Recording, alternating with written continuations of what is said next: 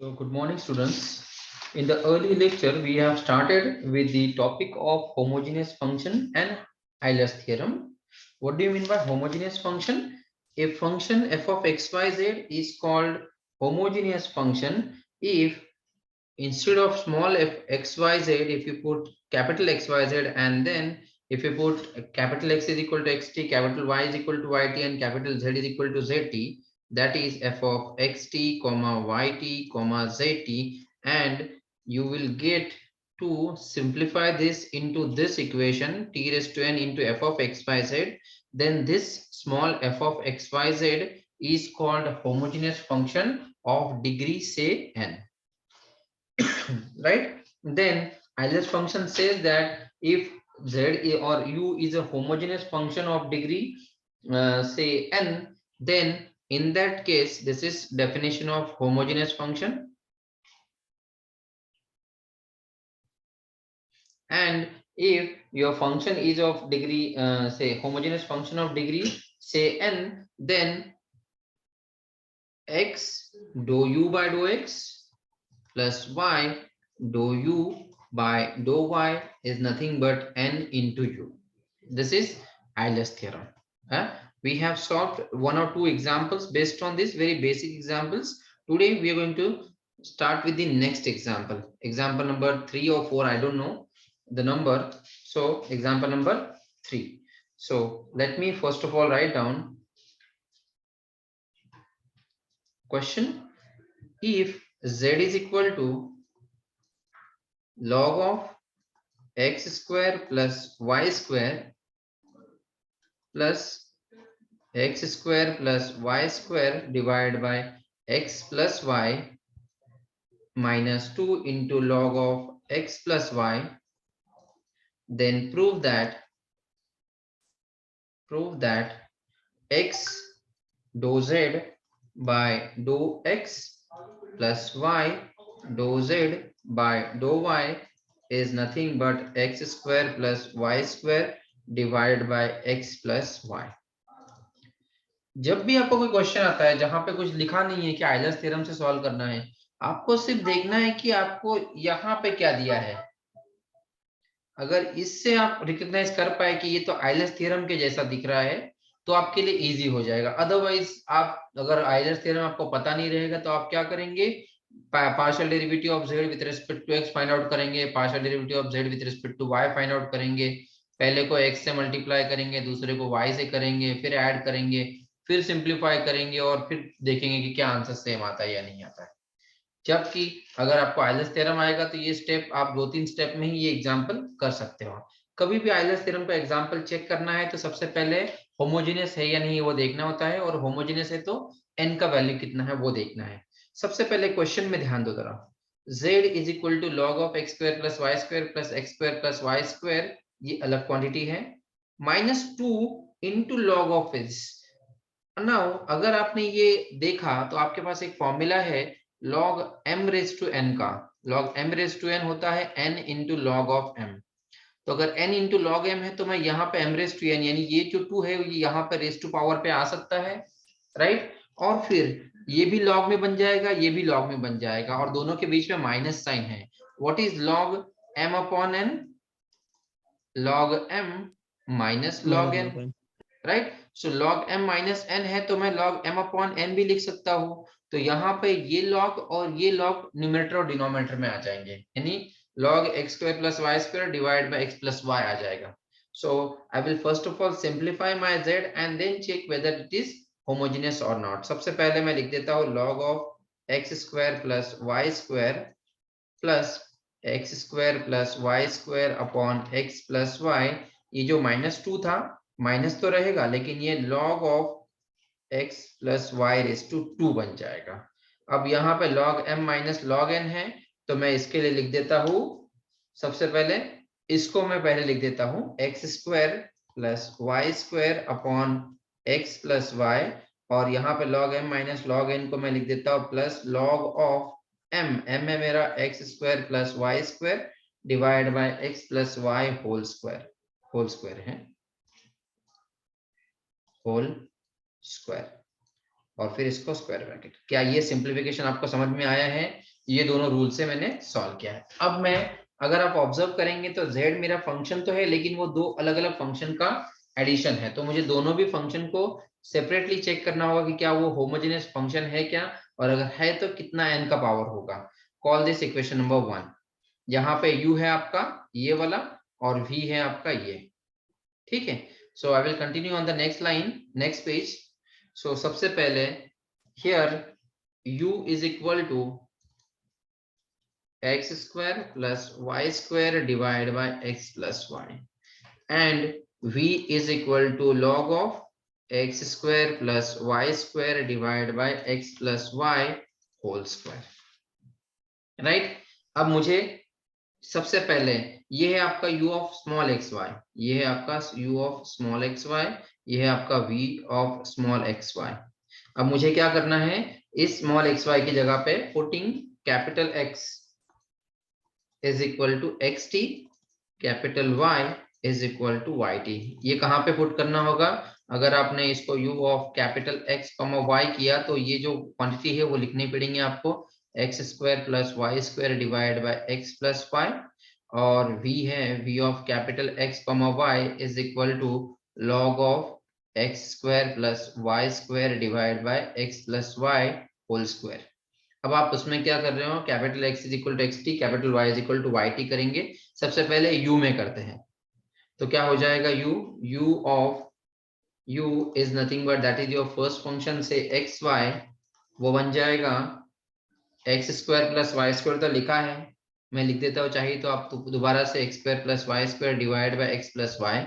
अब मैं वहां पे small x t y t put कर देता हूँ, सो स्मॉल एक्स टी उसका square plus small y t उसका square divide by x t plus y t. अब आप अगर ऑब्जर्व करेंगे तो ये बनेगा x square t square y square t square. क्या मैं न्यूमरेटर से टी स्क्वायर कॉमन ले सकता हूँ? अंदर आएगा x square plus y square, right. फिर यहाँ से डिनोमिनेटर से मैं टी कॉमन ले सकता हूँ, सो टी अंदर आएगा एक्स प्लस वाई, एक टी इससे कैंसिल हो जाएगा, बचेगा t raise to one, t मतलब t raise to one of x square plus y square divide by x plus y. लेकिन ये जो ब्रैकेट वाली क्वांटिटी है ना, it is nothing but u, so that is nothing but t or into f1 of small xy।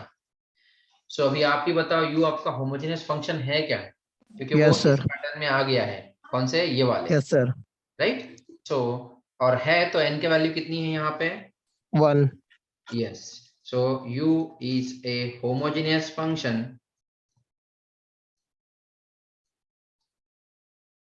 of degree say n, degree n equal to 1, right. अभी similarly आपको क्या करना है, आपको चेक करना है v के लिए भी similarly, v is equal to f2 of capital XY, that will be nothing but log of x square plus y square divided by, देखो कैपिटल लिख रहा हूं मैं पहले, x plus y whole square, और अब आप मैं स्मॉल x और x t और y t पुट कर दूंगा, ये होगा x t whole square plus y t whole square divided by xt plus yt whole square, right.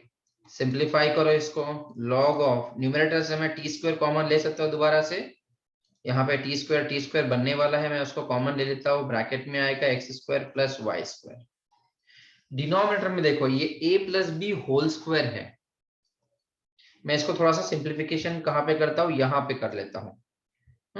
देखो मैं इसको चाहिए तो रेड कलर से अलग से कर लेता हूँ आपको बताने के लिए, एक्स टी है वाई टी है, मैं एक्स टी वाई टी में से टी कॉमन लेता हूँ, अंदर आएगा एक्स प्लस वाई और स्क्वायर आएगा, इसका सिंप्लीफिकेशन है ये, right.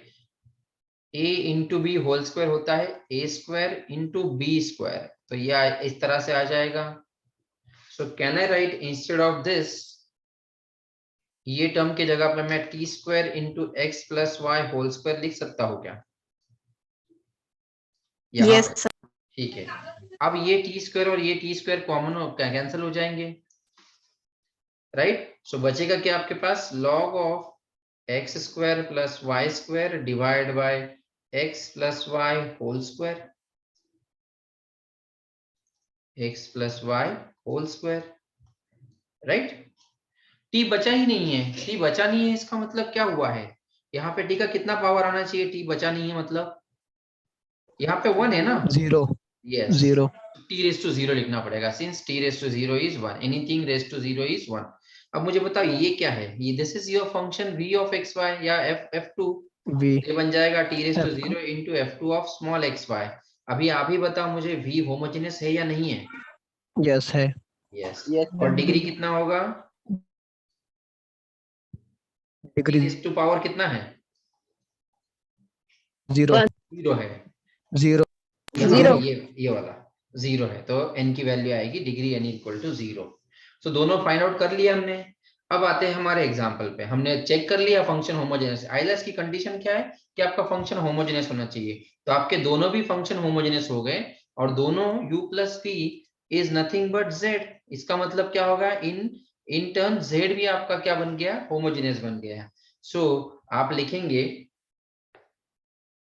hence by Euler's theorem, क्योंकि दोनों फंक्शन होमोजेनियस है, तो hence by Euler's theorem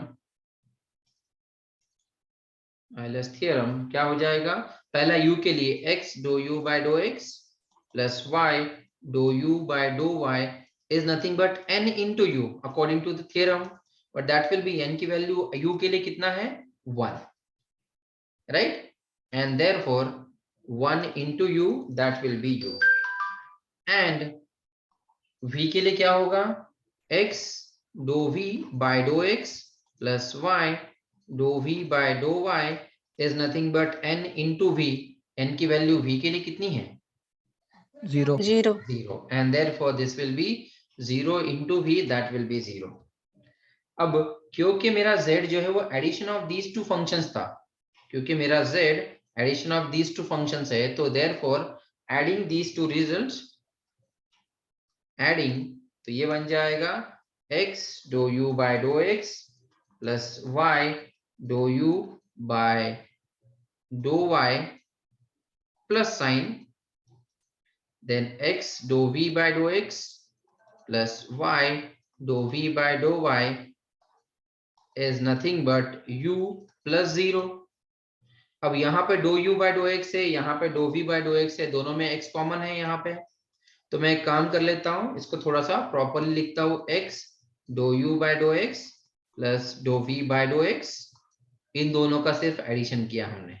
similarly in दोनों का एडिशन करेंगे, प्लस y कॉमन आएगा, dou u by dou y plus dou v by dou y is nothing but u, but ये तो पार्ट आपका z है,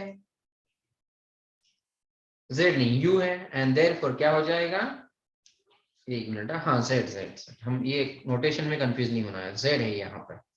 सो देयरफॉर क्या हो जाएगा, यही प्रूफ करना था हमको कि x dou z by dou x, क्योंकि dou u by dou x का मतलब क्या होगा, यहाँ से z अगर u प्लस v है तो dou z by dou x होगा dou u by dou x plus dou